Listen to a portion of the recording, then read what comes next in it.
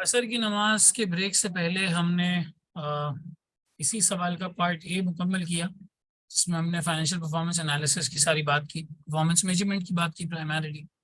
अब हम यहाँ पे सेकंड जिसका जो है पार्ट देख रहे हैं, that is related to digital marketing and big data. ठीक है, तो थोड़ा सा हम उसे रिवाइज भी करेंगे और रिवाइज करने के बाद यहाँ पे उसके सवाल को जो है वो सॉल्व भी करेंगे। ठीक है, तकरीबन हमें टिपिकली इसमें 1 घंटा लग जाएगा। तो 1 घंटे के बाद इंशाल्लाह ताला हमारे मगरिब का जब तक टाइम होगा तब तक हम इसको मुकम्मल कर लेंगे। ठीक है, so part B में it says explain how a new digital marketing strategy used in combination with data analytics could increase revenue and improve the long-term value and effectiveness of the Zeta brand. Appendix 3 में इन्होंने हमें कुछ information दी है exhibit 3 में, और हमसे कहते हैं कि भाई ये बताओ कि एक नई डिजिटल मार्केटिंग स्ट्रैटेजी इन्हें कैसे हेल्प करेगी अपने ब्रांड को ऊपर लाने के लिए और एक इफेक्टिवनेस क्रिएट करने के लिए। लेकिन रिक्वायरमेंट ये है that it should be used in combination with data analytics. अब देखो, यही वो बातें होती हैं बिटवीन द लाइंस जो हमें समझनी होती है। हमें मार्केटिंग स्ट्रैटेजी का जवाब in context with data analytics देना है।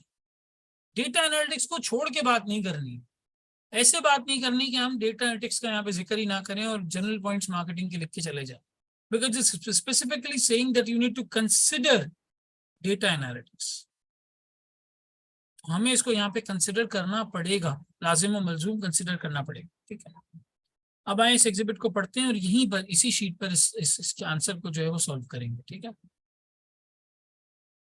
Alright. So it says Exhibit 3, Digital Marketing and Use of the Database, prepared by Simon Smith. The existing customer base and website. When customers make a purchase from Zeta, either in a shop or online, their personal details are normally recorded: name, age, gender, occupation, address, and contact details. And a record of the sale is added to their personal sales history. इनकी जो भी detail होती है वो एक personal sales history में डाल दी जाती है। पॉइंट नंबर 1 हमने यहाँ पे क्या कहा भाई कि पर्सनल डिटेल्स रिकॉर्ड की जाती है, और दूसरा इस रिकॉर्ड को ऐड किया जाता है to their personal sales history, a customer database. अच्छा, अपेरेंटली ये लग रहा है कि ये काम मैनुअली हो रहा है, अपेरेंटली ऐसा लग रहा है कि ये काम मैनुअली हो रहा है। अ customer database is maintained with details of each customer and the history of their purchases in the past. Very little use has been made of this data. इनके पास पूरा कस्टमर बेस बना हुआ है, डेटाबेस बना हुआ है। इसके अंदर क्या होता है, हर कस्टमर की डिटेल होती है और हिस्ट्री होती है हर कस्टमर की परचेसेस की, जो उसने खरीदा है। लेकिन उन्होंने आज तक इस डाटा को इस्तेमाल ही नहीं किया। Data collected from Zeta's website includes visits, that is the number of times the site is visited; unique visits, that is the number of distinct individuals requesting pages from the website during a given period, regardless of how often they visit; page views, that is the number of times a particular page is loaded; and online transactions for each product. कितने customer आए, नए कितने आए, पुराने कितने आए, कितनी बार page load हुआ और कितनी ट्रांजेक्शंस हुई, ये सारा का सारा ये ऑनलाइन के बारे में यहाँ पे मेंटेन करके रखते हैं। देखो लिखा हुआ है data collected from the Zeta's website. ये वेबसाइट के ऊपर यहाँ फोकस कर रहा है। और इधर क्या कर रहा है, customer makeup purchase from Zeta either in shop और ऑनलाइन, ये डिटेल्स ले ली जाती है। ठीक है, each time a customer visits the website, the above data is gathered on an individual customer basis. The data is added to existing data already held on the same customer on the database to build up a richer data set. जाहिर सी बात है, इससे उसकी customer का pattern आपको नजर आएगा।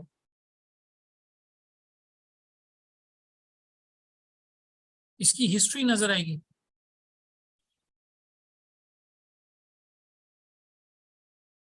Purchases, ठीक है। Customer surveys show that many customers visit the Zeta website to browse online, but they then buy in Zeta stores to obtain personal service and help. बहुत सारे कस्टमर्स ऐसे हैं जो आते हैं वेबसाइट के ऊपर, लेकिन बाय कब करते हैं, वो स्टोर से बाय करते हैं, जाके उसको ट्राई करना, एक्सपीरियंस करना, देखना, उसकी कैलिब्रेशन वगैरह, कैलकुलेशन, मेजरमेंट, ये सब चीजें देखना, ये ट्राई करके फिर ये पर्सनल सर्विस और हेल्प के साथ उसको जो है वो परचेज करते हैं। ठीक है, digital marketing. AMI requires an evaluation of how data analytics and digital marketing using online channels, including social media, can be used to market to existing and new customers. ये यहाँ पे कहती हैं कि भाई ये बताओ कि डेटा एनालिटिक्स को और डिजिटल मार्केटिंग को हम कैसे यहाँ पे इस्तेमाल कर सकते हैं using online channels including social media. It is intended to use digital marketing not only to make short-term sales but also to build the long-term effectiveness of the brand with both online customers and those buying from shops. कि दोनों domains के अंदर हमारी branding बने। Data analytics will be used on the data extracted from the customer database, digital marketing data, and market-wide data. The aim will be to build a picture to predict sales, plan inventory, and identify targets for bespoke marketing. IT consultants investigation. क्या investigation है जिनकी? As part of Amy's review, external IT consultants were hired to investigate the customer database, and they produced the following insights. क्या बताया उन्होंने? Most customers buy either golf products or skiing products. Only about 10% of customers buy both golf and skiing products. दोनों को जो है वो कम लोग purchase करते हैं. Approximately 75% of Zeta sales in a year come from 20% of its customers. यानी sir कुछ लॉयल कस्टमर्स हैं आपके जो हमेशा आपके प्रोडक्ट को इस्तेमाल करते हैं. They are loyal. Repeat sales आती हैं इनसे. And approximately 84% of Zeta sales in a year come from customers who have purchased goods previously from Zeta. नहीं सर, ये आपकी रिपीट सेल्स है. जो कस्टमर एक दफा आपका प्रोडक्ट ले जाता है उसमें से 84% लोग ऐसे होते हैं जो दोबारा उसको परचेस करते हैं, दोबारा खरीदते हैं. यानी आपकी ब्रांड लॉयल्टी भी है, आपकी रिपीट सेल्स भी आ रही हैं, लेकिन ग्राफ आपका नीचे जा रहा है. तो हमने फाइनेंशियल एनालिसिस के अंदर देखा सारा का सारा कंपनी का ग्राफ जो है नीचे जा रहा है. ठीक है. और जो दोनों की मिला के सेल्स हों वो बहुत कम होता है. ओनली 10% लोग ऐसे होते हैं जो गोल्फ और स्कीइंग दोनों के प्रोडक्ट्स खरीदते हैं. यानी कि मेजॉरिटी इनकी टारगेट मार्केट डिफरेंट है. एक में जवान होंगे, एक में जो है बूढ़े होंगे. मेजॉरिटी इनकी जो टारगेट मार्केट है वो क्या है, वो डिफरेंट है. कोई भी ऐसे लोग नहीं है जो ये दोनों चीजें खरीदें या ये दोनों चीजें जो है इस्तेमाल करें. ऐसे नहीं. आपको अमूमन गोल्फ की सेल्स के साथ सिगार की सेल्स नजर आएगी, क्योंकि जो इस तरह के अपर क्लास के लोग गोल्फ वगैरह खेलते हैं तो उसमें सिगार बड़ा कॉमनली स्मोक किया जाता है. या पहले के दौर में पाइप हुआ करता था, अब सिगार होता है, बड़ा कॉमनली स्मोक किया जाता है, सिगरेट की जाती है. तो इन प्रोडक्ट्स को आप मिला सकते हो क्योंकि टारगेट मार्केट एक है. लेकिन जो आपकी यंग अवाम है वो थोड़ी सिगार पे इंक्लाइंड नहीं होती, उनके लिए जो है वो वेप या ई सिगरेट इस तरह की चीजें इंक्लाइंड होती हैं. तो अगर ऐसी किसी ब्रांड को इसके साथ मिला दिया जाए तो शायद कंबाइन सेल्स नजर आएगी. Just thinking out of the box, मैं सोचने की कोशिश कर रहा हूँ क्या हो सकता है. तो मेजॉरिटी आपकी टारगेट मार्केट यहाँ पे जो है वो थोड़ी सी डिफरेंट है और एक डिफरेंट एंगल यहाँ पे जो है वो हमें नजर आ रहा है. अब पहले मैं आपको यहाँ पे डिजिटल मार्केटिंग का और बिग डेटा का थोड़ा सा एक ओवरव्यू दे देता हूँ, एक ओवरव्यू एक रिविजन करा देता हूँ. फिर उसके बाद हम थोड़ा सा नीचे सोल्यूशन स्पेसिफिक बात करेंगे.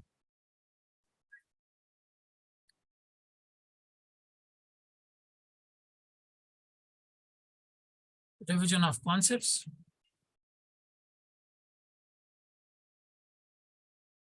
हाँ जी, मुझे कोई बताएगा बिग डेटा से हमारा यहाँ पे क्या मतलब है, हमें क्या समझ में आता है.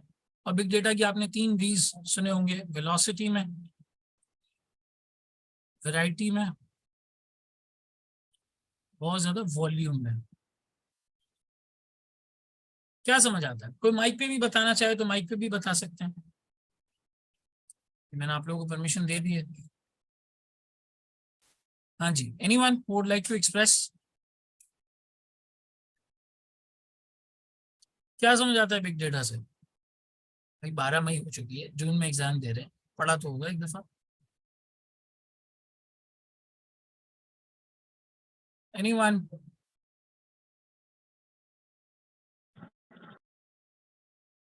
चलो थोड़ा सा मैं इसको एक्सप्लेन कर देता हूँ. बिग डेटा का मतलब ये है कि आपके पास कस्टमर रिलेटेड, प्रोडक्ट रिलेटेड कोई ट्रेंड हो गया, प्रेफरेंस हो गई, किसी भी किस्म की कोई डेटा पॉइंट को आप उठा लें. ठीक है. वो एक ट्रेडिशनल डेटाबेस से हैंडल नहीं हो सकता. हाँ बिल्कुल वसीम, बिल्कुल सही कह रहे हो. एक जो हमारा पहले एक तरीका कार होता था ना कि माइक्रोसॉफ्ट एक्सेल के अंदर या वर्ड के अंदर या नोटपैड वगैरह के अंदर इस डेटा स्ट्रीम्स को लोड करते थे और छोटे छोटे ग्राफ्स बना लेते थे, चार्ट्स बना लेते थे. ये हैंडल नहीं हो सकता. बिग डेटा का मतलब है बहुत ही ज्यादा स्पीड और वेलोसिटी से, बहुत ज्यादा वैरायटी में और बहुत ज्यादा वॉल्यूम में आपके पास जो है वो डाटा जमा हो रहा है. Think of Facebook, think of Google, think of YouTube. Daily visitors हैं, डेली लोग आते हैं. इंस्टाग्राम, टिकटॉक, डेली लोग आते हैं, डेली चीजें देखते हैं. उनकी प्रेफरेंसेस क्या हैं, किस पोस्ट को वो लाइक कर रहे हैं, किसको नहीं कर रहे हैं, कब ऐप खोलते हैं, कब नहीं खोलते, कब परचेसिंग करते हैं, कब नहीं करते, किस तरह का कंटेंट देखना पसंद करते हैं. जब इलेक्शंस होते हैं तो क्या रविश होती है, जब इलेक्शंस नहीं होते तो क्या रविश होती है. पॉलिटिकल हेल्थ एक कंट्री की कैसी है, पॉलिटिकली लोग वहां पे कैसे सोचते हैं, इकोनॉमिकली कैसे सोचते हैं, पर्सपेक्टिव क्या है, किस तरह से लोग चीजों को देखते हैं. ये तमाम की तमाम चीजें, सारी की सारी चीजें हमारे पास बिग डेटा के अंदर जो है वो फॉल करती हैं.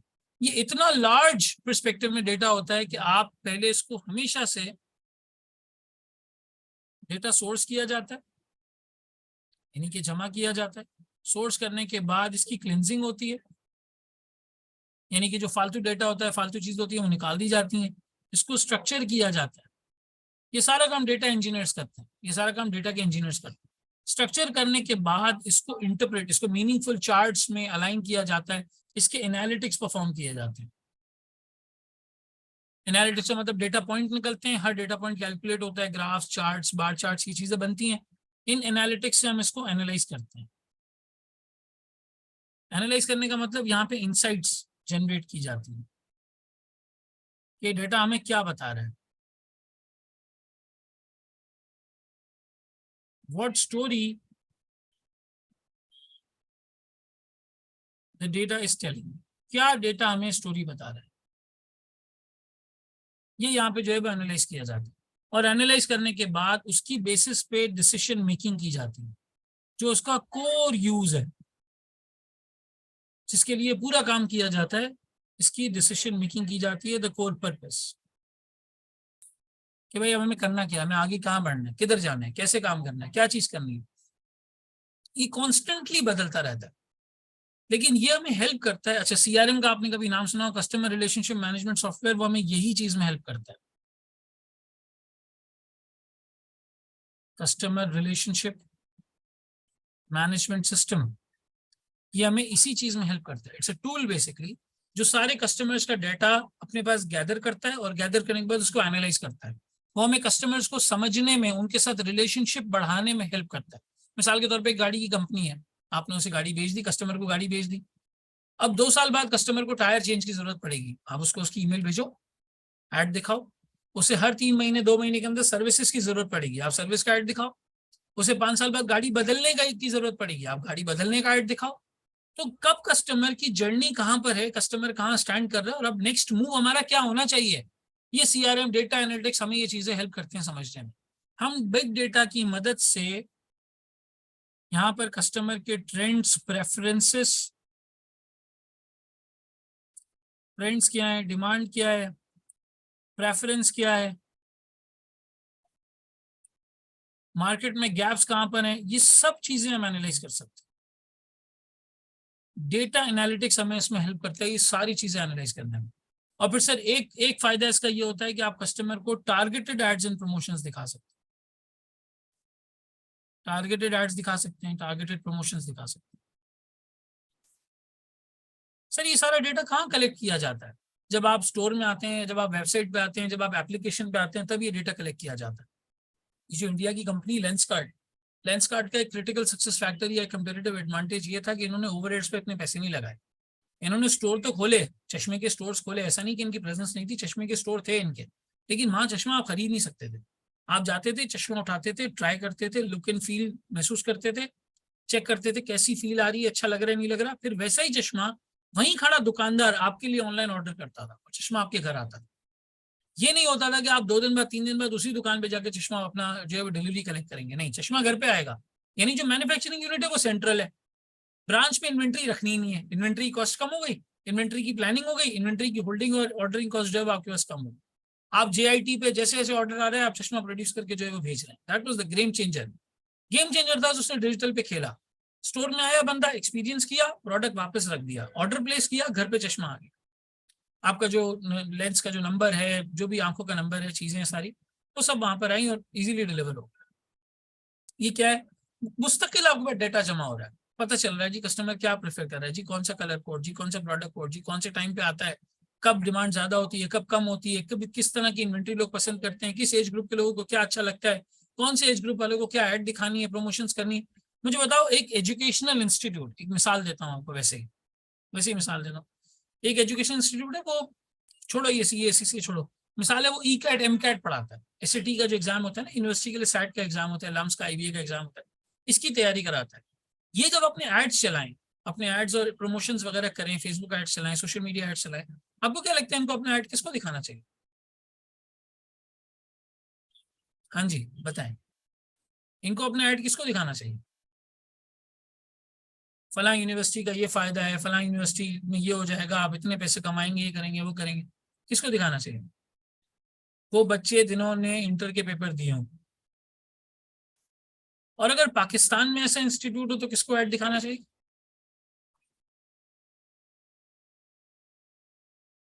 मुझे बताओ, पाकिस्तान में इंटर के बच्चे का फैसला इंटर का बच्चा खुद लेता है, उसके माँ बाप लेते हैं? तो ऐड किसको दिखाना चाहिए? बच्चों को कि उनके माँ बाप को? पेरेंट्स को दिखाना चाहिए। उनको दिखाओ, उनको डरा दो, बोलो यार अगर ये इस यूनिवर्सिटी में नहीं गए तो इनकी तो जिंदगी, और यही करते हैं ये इंस्टीट्यूट्स वाले, ये अगर नहीं किया तो इनकी जिंदगी तबाह हो गई। यही करते हैं ना ये। बायजूस ने क्या किया? यही किया। बायजूस एक टेस्ट देता था, माँ बाप को कहता था आप देखें आपका बच्चा कहाँ खड़ा है। बच्चा वो टेस्ट जब फिल करता था वो फ्री होता था। फिर वो माँ बाप को डराते थे, देखें इसके तो यहाँ मार्क्स कम है, इसको तो ये जॉब नहीं मिलेगी, इसका तो फलां यूनिवर्सिटी में नहीं होगा, ये तो तबाह हो जाएगा, ये तो मर जाएगा। गैम्बल करते थे उनके साथ, चोरी करते थे एक तरीके से। पेरेंट्स को दिखाएंगे ऐड क्यों? सर ये डेटा बताता है। अगर मेरे पास ये डाटा आ जाए ना कि आज कस्टमर जो जो मेरा टारगेट कस्टमर है, जो मेरा स्टूडेंट है, उसका फैसला ले कौन रहा है, अगर ये डाटा मुझे मिल जाए तो मेरी सेल्स स्ट्रैटेजी बदल जाएगी, मेरी मार्केटिंग स्ट्रैटेजी बदल जाएगी। ये डेटा पॉइंट तो नहीं था आज तक लोगों के पास, इंस्टीट्यूट्स ने कलेक्ट किया, अपने फॉर्म पे ये लिखा कि भाई बताएं आपको किसने रेफर किया, ये आपसे कौन कह रहा है ये करने के लिए। बच्चे ने लिखा पेरेंट, उन्होंने ओवर द पीरियड एनालाइज किया, बोला यार ये तो डिसीजन ही नहीं ले रहा, डिसीजन ये ले रहा है, ये डिसीजन ये ले रहा है। तो अब ऐड किसको दिखा? मुझे बताओ। ये तो वही बात हो गई कि पोलियो के कतरों का ऐड है और मैं बच्चे को दिखा रहा हूँ। तो फैसला उसने लेना ही नहीं है कि वो पोलियो के कतरे पिएगा या नहीं पिएगा। फैसला पेरेंट्स ने लेना है। और जहाँ पे न्यूक्लियर फैमिलीज है वहां तो पेरेंट्स लेते हैं, जहाँ ज्वाइंट फैमिलीज है वहां कौन फैसला लेता है? बताओ। हाँ, सोशल नॉर्म्स, वो भी डेटा पॉइंट ही है ना यार, उसमें भी कोई इन्फॉर्मेशन ही आ रही है ना। ज्वाइंट फैमिलीज में ऐसे डिसीजन दादा दादी लेते हैं, अगर वो एक्सपीरियंस्ड है, कोई बिजनेस चला रहे हैं, कर रहे हैं, तो वो ग्रैंड पेरेंट्स लेते हैं, तो उनको भी दिखाई जा सकती है। लेकिन बहरहाल वो रेशियो बहुत कम है। पेरेंट्स को आप दिखा दें, मोर देन इनफ। पेरेंट्स को ऐड दिखाई जा सकती है, तो बच्चे को भी दिखाएं, उसके पेरेंट्स को भी दिखाएं। ये डेटा पॉइंट है जो एक डिजिटल मार्केटिंग स्ट्रैटेजी लेकर आ रहा है। तो वही बात यहाँ पे भाई, डेटा एनालिटिक्स हमें हेल्प करता है कस्टमर के ट्रेंड्स प्रेफरेंसेस को स्टडी करने में, customer exactly product life cycle में कहाँ पर है, उसे किस चीज की जरूरत है ये समझने में, उसकी प्रेफरेंसेस को समझने में। उसका डेटा हमें हेल्प करता है उसको टारगेटेड एड्स एंड प्रमोशंस दिखाने में, उसके साथ रिलेशनशिप बिल्ड करने में। Build relationship with the customer. Sir relationship कैसे? सोचो, ईमेल मार्केटिंग से। ईमेल मार्केटिंग से आपको बर्थडे पे ईमेल आ रही है, आपको जो है वो एट द सेम टाइम कोई ईद मुबारक की ईमेल आ रही है, कोई फेस्टिवल है तो वो ईमेल आ रही है, कोई और इस तरह का है तो वो ईमेल आ रही है। तो आपसे कनेक्शंस बनाए हुए हैं, बार बार आपको याद दिलाते रहते हैं we exist, we exist, we exist, ताकि कल को आपसे कोई पूछे या आपको कोई काम हो गाड़ी का, इंस्टीट्यूट का, तो आपको इनका नाम याद है फौरन, क्योंकि आप ईमेल में कॉन्स्टेंटली इनका नाम देख रहे हैं, आप फेसबुक पे कॉन्स्टेंटली इनका नाम देख रहे हैं, बिल बोर्ड्स पे देख रहे हैं। तो वो एड प्रमोशन ये चीजें डेटा एनालिटिक्स से हमें हेल्प होती है कि यार हम बिल्कुल एग्जैक्ट टारगेटेड आवाम को वो ऐड दिखाएं। ये ना करें कि बस आपने न्यूज़पेपर में छाप दिया, आपको देख रहा है नहीं देख रहा पता नहीं, टीवी पे ऐड दिखा दिया, पता नहीं कौन देख रहा है सामने बैठ के, मालूम ही नहीं। ऐसे नहीं होना चाहिए। टारगेटेड ऐड वहां पे नजर आती है, तो कौन देख रहा है exactly, who is the person who is looking at it. तो डिजिटल मार्केटिंग का एक कोर कंपोनेंट है big data. Big data helps to devise an effective and targeted digital marketing strategy. और भाई डेटा सिर्फ मार्केटिंग में काम नहीं आता, डेटा आपकी कंपनी की तमाम स्ट्रैटेजीज में काम आता है। प्रोडक्शन में आप इन्वेंट्री और प्रोडक्शन का डेटा अंडरस्टैंड करते हैं, वेदर का डेटा अंडरस्टैंड करते हैं, ह्यूमिडिटी का डेटा अंडरस्टैंड करते हैं, वेदर का, ये प्रोडक्शन के सारे मामला होते हैं, अगर वेदर वगैरह का कोई इफेक्ट है। फिर इसी तरीके से किस इंडस्ट्री में जाना है, किस मुल्क में जाना है, कहाँ बिजनेस करना है, किधर अपने पैसे लेके जाने हैं, ये भी डेटा के ऊपर जो है वो निर्भर होता है, इसके ऊपर भी बेस्ड होता है। इसी तरीके से दुबई में इन्वेस्टमेंट करनी है, रियाद में करनी है, कतर जाना है, यहाँ जाना है, ये मिडिल ईस्ट के डेटा पॉइंट्स आपको बताएंगे कि आपके लिए रेलिवेंट पॉइंट क्या है। फिर आपने म्यूचुअल फंड में पैसे लगाने हैं, स्टॉक्स में लगाने हैं, ये भी डेटा पॉइंट्स बताते हैं। कौन सी कंपनी में इन्वेस्ट करना है, किस स्टॉक को परचेज करना है, ये मुझे डेटा पॉइंट्स बताते हैं। आज पाकिस्तान के हालात क्या है, कल क्या है, इकोनॉमिक फ्रंट पे क्या हो रहा है, पॉलिटिकल फ्रंट पे क्या हो रहा है, सारा बिग डेटा के थ्रू हो रहा होता है।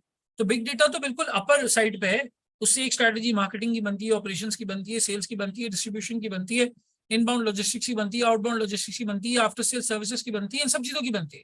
अब एक पिज्जा की कंपनी अगर आज ये कहे कि हम रात को 10 बजे अपना रेस्टोरेंट बंद कर लेते हैं तो क्या वो कमा लेगी? नहीं। उसने ओवर द पीरियड ये एनालाइज किया है कि लोग 12 बजे के बाद मंगवाते हैं पाकिस्तान कराची के अंदर पिज्जा, सेल्स ही हमारी तब होती है। तो ये सारी की सारी चीजें बहरहाल इन जनरल नहीं हो रही होती, टारगेटेड फॉर्म पे हो रही होती है। ऑल राइट, हाँ टीवी वालों के पास भी डाटा होता है कि इस वक्त बच्चे देख रहे होंगे, इस वक्त बड़े देख रहे होंगे, तो न्यूज के टाइम पे वैसी एड्स होती हैं, क्रिकेट के टाइम पे वैसी एड्स होती हैं, कार्टून वाले चैनल्स पे दोपहर के टाइम पे ज्यादा एक्टिविटी हो रही होती है क्योंकि बच्चे स्कूल से आते वो देखते हैं अपने क्विक नूडल्स जो जहर है वो खाते हुए देख रहे होते हैं।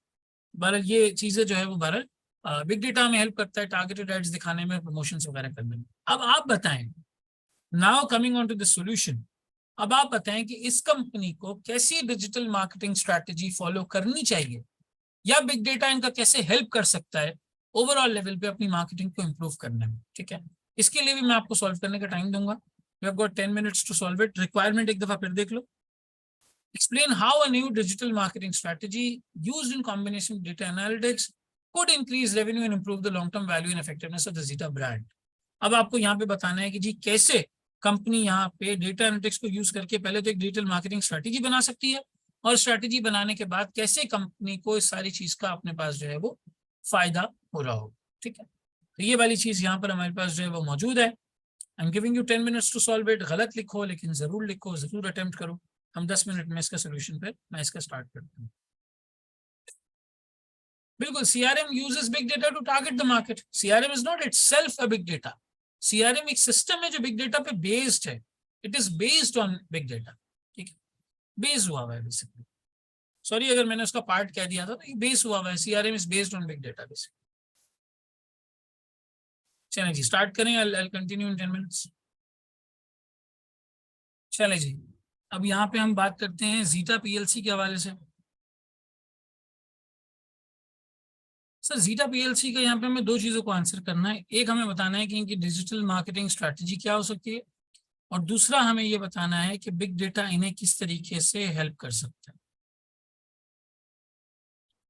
बिग डेटा के हम यूजेस भी बता देंगे and how big data can help, इसके बारे में भी यहाँ पे बात करेंगे। ठीक है,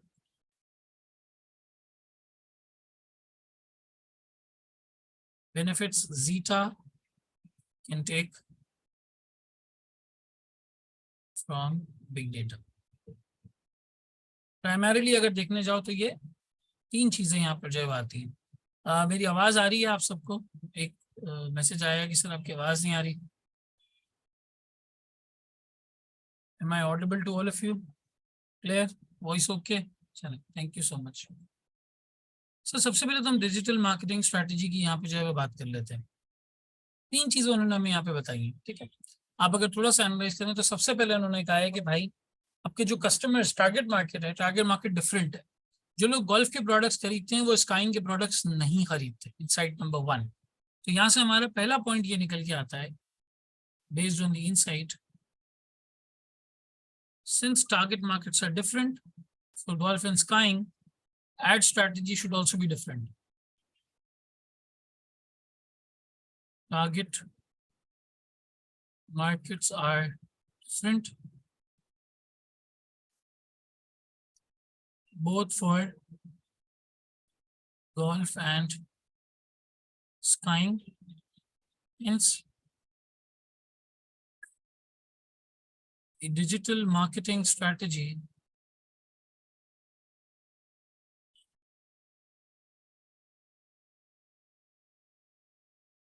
should also be different.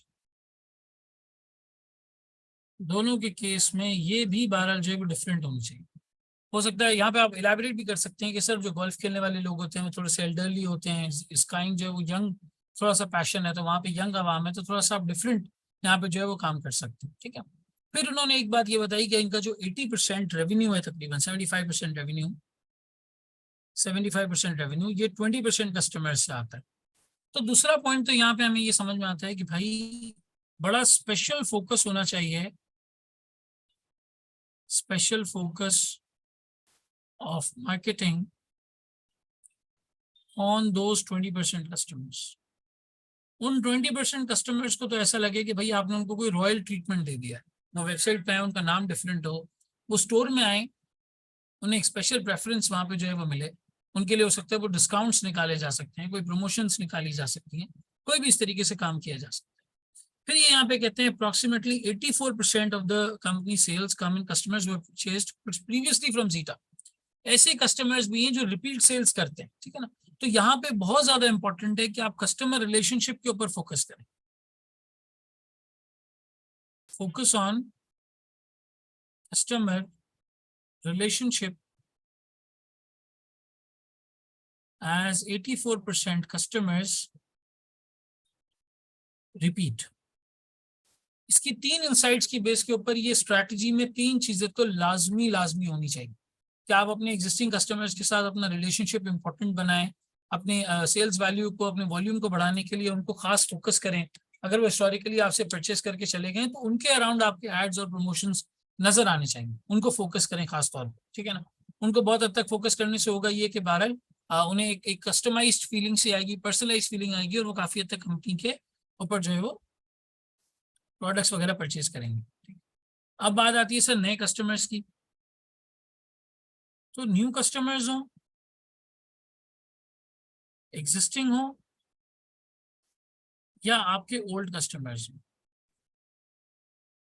यहाँ पर ईमेल मार्केटिंग के थ्रू थोड़ा पर्सनलाइज टच दिया जा सकता है। ईमेल मार्केटिंग के थ्रू थोड़ा सा पर्सनलाइज टच दिया जा सकता है। ये एनालाइज करके कि आपके कौन से पीक टाइम्स होते हैं, कहाँ पीक डिमांड होती है, कौन से टाइम्स हो सकते हैं छुट्टियों के दिनों में, या कोई भी पर्टिकुलर टाइम साल का हो सकता है जब पीक डिमांड होती है, आप वहां पे टारगेटेड प्रमोशंस चला सकते हैं। अपने ब्रांड में एक कंसिस्टेंसी लेके आ सकते हैं, consistency in the product as well as the brand, in the product as well as the brand. उनका प्राइमरी फोकस वो 20% कस्टमर्स होने चाहिए। फिर जो रिपीट कस्टमर्स आ रहे हैं वो भूले नहीं कंपनी, कंपनी का मैसेज, कंपनी की ब्रांडिंग, कंपनी की मेंबरशिप उनको बार बार याद आती रहे। रिलेशनशिप पे बड़ा फोकस करना है। नए कस्टमर्स के लिए targeted ads, promotion, social media content, ये चीजें जो है वो बनाई जा सकती है। स्पॉन्सरशिप्स हैं, कंटेंट जो, और सबसे बड़ी बात यहाँ पे affiliation with sports persons, affiliation with या एफिलिएट मार्केटिंग विद इन्फ्लुएंसर्स। इनके केस में इन्फ्लुएंसर कौन हो सकते हैं? Sports persons. अगर स्पोर्ट्स करने वाले लोग अगर इनके प्रोडक्ट को इस्तेमाल कर लेंगे, जो इनके साथ जो जो जो इनके प्रोडक्ट को इस्तेमाल कर लेंगे, तो लोग क्या फील करेंगे? लोग फील करेंगे यार बड़ा सुपीरियर प्रोडक्ट है। अगर फलाना स्पोर्ट्समैन इस प्रोडक्ट को इस्तेमाल कर रहा है तो हमें भी ये प्रोडक्ट यहाँ पे जो है वो इस्तेमाल करना चाहिए। इससे क्या होगा? इससे इनकी ब्रांड की इमेज इंप्रूव होगी। ये चीज इनकी ब्रांड की इमेज को इंप्रूव करेगी। एंड इमेज को इंप्रूव करेगी। तो एक कंटेंट ऐसा लेके आ सकते हैं, कंटेंट क्रिएशन इस तरीके की कर सकते हैं कि थोड़ा सा अजान हो रही है मगरिब की, 1 मिनट दीजिएगा यहाँ पर। अब यहाँ पे देखो मार्क्स के हिसाब से ये जरूर इवेल्युएट कर लेना कि आप कैटेगरी वाइज बात करोगे या आप हर चीज की बिल्कुल पिन पॉइंट डिटेल बताओगे। जैसे आपने एफिलिएशन विद इन्फ्लुएंसर्स लिख दिया, तो अब इसमें स्पॉन्सरशिप्स भी हो सकती हैं, इसमें टूर्नामेंट्स भी हो सकते हैं, इसमें उनका कंटेंट भी हो सकता है, उनका फीडबैक भी हो सकता है, उनका टेस्टिमोनियल भी हो सकता है, गिफ्टिंग भी हो सकती है कि आप स्पोर्ट्समैन को गिफ्टिंग कर रहे हैं। सारी चीजें इसके अंदर आ सकती हैं। जब आप ये कह रहे हैं कि भाई आप उन 20% कस्टमर्स पे फोकस करेंगे, रिलेशनशिप उनके साथ बिल्ड करेंगे, तो फिर ये सारी चीजें आ जाती हैं कि आप उनको एड्स दिखाएंगे, आप उन्हें गिफ्ट्स वगैरह भेज सकते हैं, ईमेल मार्केटिंग के थ्रू ईमेल्स भेज सकते हैं। ये वाली चीजें इसके अंदर आ सकती हैं। तो अगर मार्क्स बहुत ज्यादा हो तो फिर इन डेप्थ जाके डिटेल एक एक पॉइंट लिखना, और अगर मार्क्स कम हो तो इस तरीके से आप कैटेगरी लेवल बातें भी जो है वो कर सकते हैं। ठीक है सर, कोई ई इंटरमीडिएरी वगैरह को यूज करने के लिए भी किया जा सकता है कि आप किसी ऑनलाइन ऐसे प्लेटफॉर्म के साथ पार्ट बन जाएं जो स्पोर्ट्स के बहुत सारे प्रोडक्ट्स में डील करता हो, तो आप किसी ई इंटरमीडिएरी के साथ भी एफिलिएशन या वो कर सकते हैं,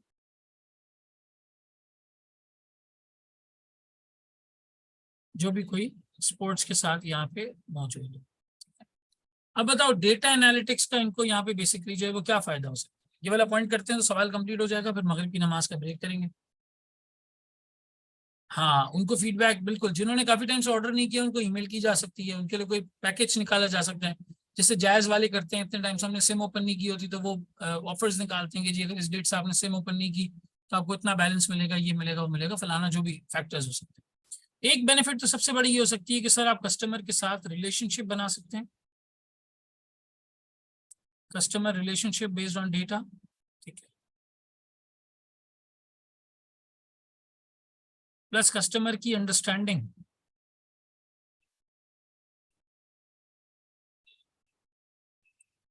ट्रेंड्स, प्रेफरेंसेस, ये यहाँ पे एनालाइज की जा सकती हैं।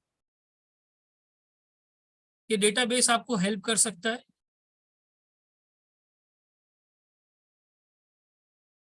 टारगेटेड एड्स एंड प्रमोशंस में,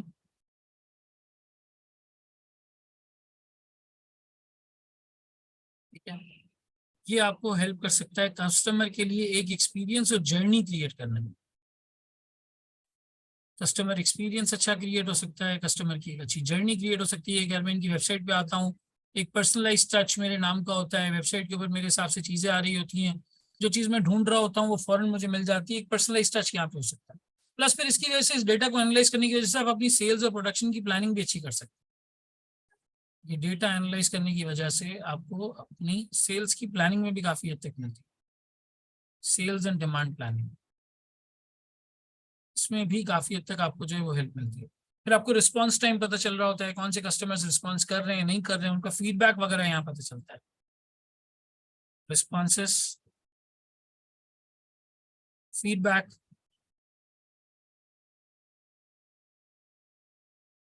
रिपीट सेल्स एक्सेट्रा, कोई कंप्लेन वगैरह है वो सारी चीजें यहाँ पता चलती है, कोई रिपीट सेल्स है वो यहाँ पता चलती है। डेटा आपको एनालाइज करने में ये हेल्प कर सकता है।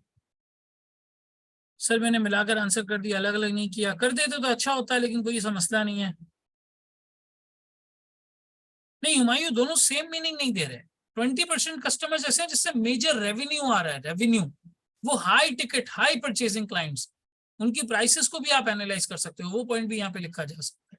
और जो 84 कस्टमर्स की बात नीचे की गई है वो रिपीट सेल्स लाते हैं, उनसे रेवेन्यू जो है वो हो सकता है कम यूज, 20% इसमें शामिल होंगे, लेकिन उस 20 के अलावा और भी लोग होंगे, और भी लोग होंगे जो रिपीट सेल्स परचेस करते हैं। वो मेजोरिटी रेवेन्यू के परस्पेक्टिव से आपके वो खास स्पेशल कस्टमर्स हैं जो आपको सारा रेवेन्यू ला के दे रहे हैं।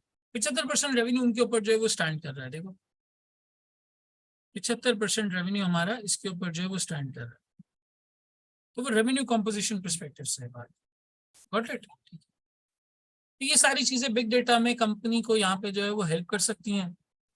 कंपनी नए कस्टमर्स ला सकती है, अपने ब्रांड की consistency, brand image, brand positioning, ये सारी चीजें यहाँ पर जो है एक कंसिस्टेंसी लाई जा सकती है कि जी कंपनी का ब्रांड क्या है, व्हाट आर इट्स वैल्यूज, क्या वैल्यूज हैं, क्या क्या चीजें यहाँ पे जो है वो हो सकती हैं। फिर एक और चीज सर, ये डिजिटल मार्केटिंग और बिग डेटा की वजह से ये जो सारे बेनिफिट्स हैं, इसके अंदर फिर एक बात ये आती है कि भाई आपकी ग्लोबल रीच हो सकती है, आप दुनिया में कहीं पे भी लोगों को अपने प्रोडक्ट्स दिखाएं, ठीक है।